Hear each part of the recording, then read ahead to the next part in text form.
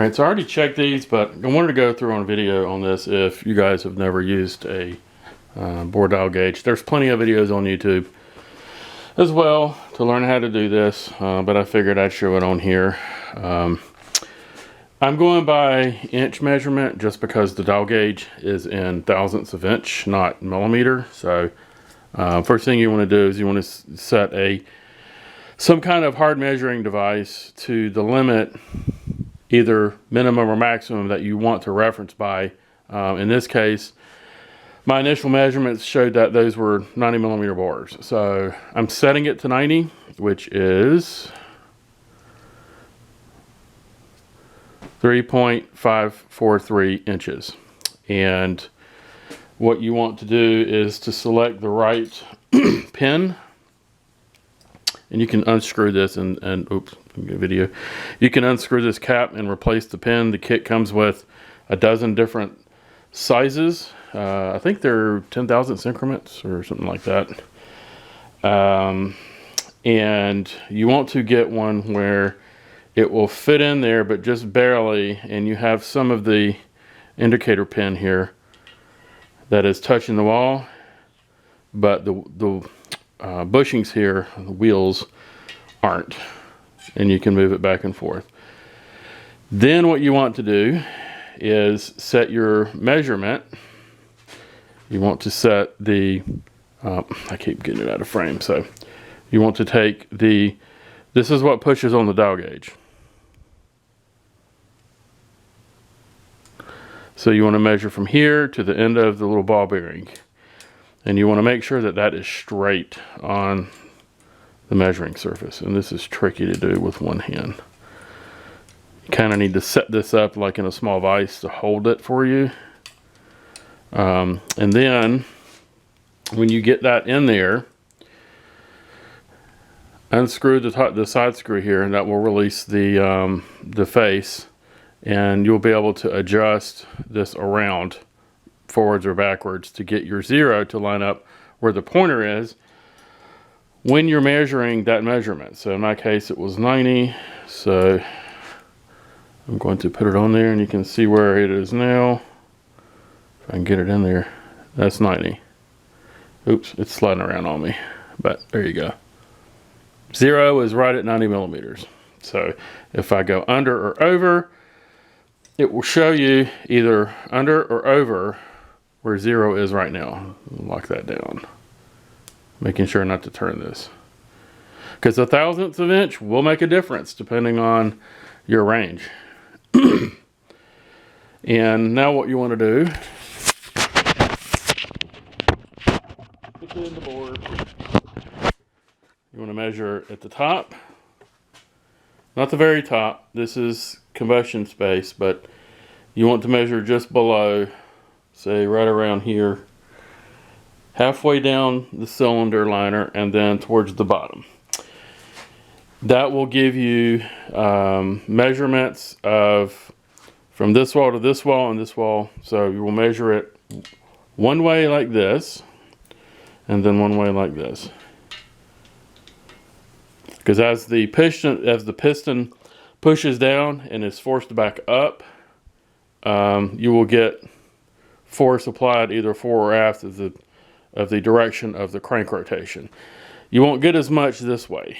Most of it will be this way. So if there's a huge difference between this measurement and this measurement at any of the three levels, your cylinder as out around, you have to have them bored. There's no other way to deal with it. You cannot run the piston with an oblong cylinder. So if it is oblong and your round rings are trying to seal on it, you're going to have a gap somewhere up and down. So you'll have oil leak through, you'll have blow by where the combustion gases will push through and pressurize the crank. You'll have all kinds of problems from that, pushing oil where it's not supposed to go. But anyway, let's check the top. So you want to sit it down in there at an angle, let the wheels grab, and you want it as straight as you can when you do the measurement, and you're going to rock it back and forth. And you want to find the furthest part past zero. So that's the farthest point right here, which is 1.5 thousandths. It's 1.5 thousandths larger than 90 millimeters. 3.544 and a half is right above standard B, because it's 1 thousandths over, which may be okay. This is the one I put the, this cylinder is the one that I ran the hone in, the stones. We'll do the same thing this way, see what we get. One, let's try that over here again, make sure I got a good measurement. It's actually 1, it's not a half, I didn't have it right. So it's 1 over, so it is 3.544. So it is at the very, very outer limit of standard B. Anything larger than that, the standard ring won't fit it. You'll have to do a first bore oversize, which is 90 and a half. You'll have to take 90 and a half millimeters. So we'll see how the other ones are. And let's check the middle and see where the middle is.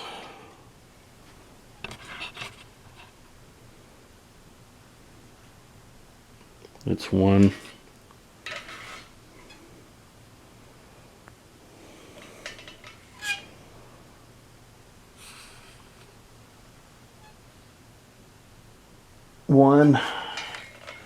And then at the bottom,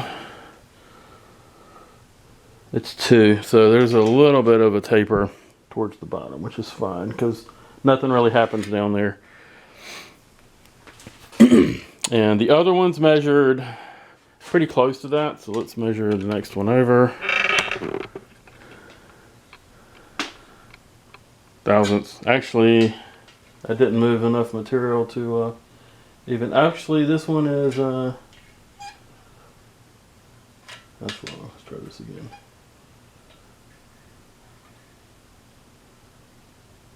Half a thousandths. So anyway, that's how you would measure the bores. And you have to look at the manual to see what your limits are. So for this one, if it measured 3.46, 3.546, and it was like 3 thousandths over, then the standard B size based on the manual, those won't fit it.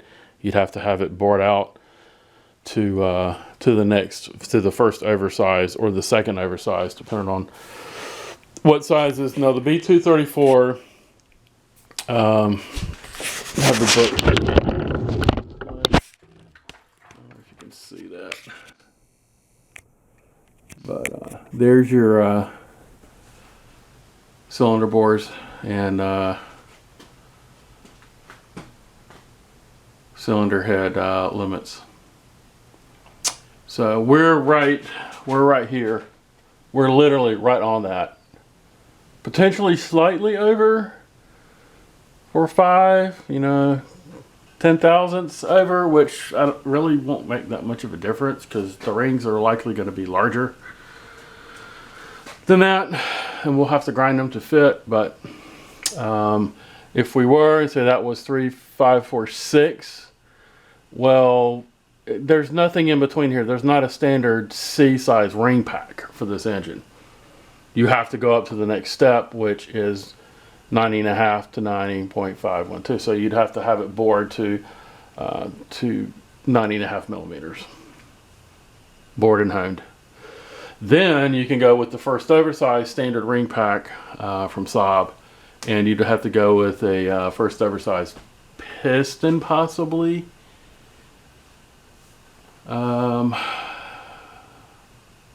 Yeah, that's a tough one because I don't think they make a half step in the piston size. I think it's 90 to 91. I don't think there's a 90 and a half. I'll have to look that up. I'm not sure. If somebody knows, post it in the comments on the on this video. But I think you're good with the standard piston size, the 90 millimeter up to 90 and a half. Depending on the rings, I don't know. Don't know. I'm not at my EPC. Actually, let me put the electronic parts catalog on here real quick, then I'll pull it up. How about that? All right, so there you got standard, half, and 1 millimeter over. And then you've got for pistons, we've got class A, B, B, and I don't know what his C is. Huh. And then there's the half over. So there actually is an AB. There's an AB that I guess covers both. And then there's one that covers just B. And then there's a C, which isn't even in here. Then you've got the two first oversize is a half, and then the second is 1 millimeter over. Interesting. So either 919, either 9149, 378, or 386 should fit this situation. And I've got to order some circlips too. I'm gonna look online and see if I can find these and see if there's any other information, because there's really not. I mean, that doesn't tell me anything. That's just for the book. Huh. So there's 5 different piston sizes, but there are for this engine, for the non-turbo, there's only 3 ring sizes: standard, first oversize, second oversize. So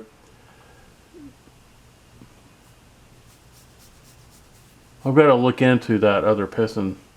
Well, with that being standard, I would think then the AB or the B should work for this, but I don't need it.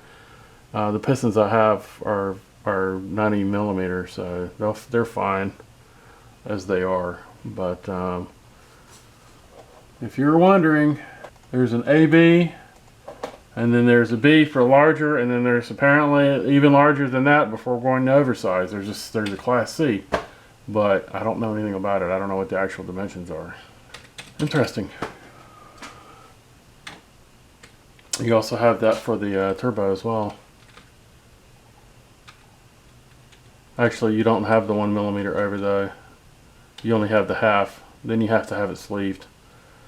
Probably due to pressure in the cylinder wall. The cylinder wall's too thin. So never want to go over 90.5 millimeter on any of the boosted situations. Otherwise, they would have a piston option for that, for the 1 millimeter oversize.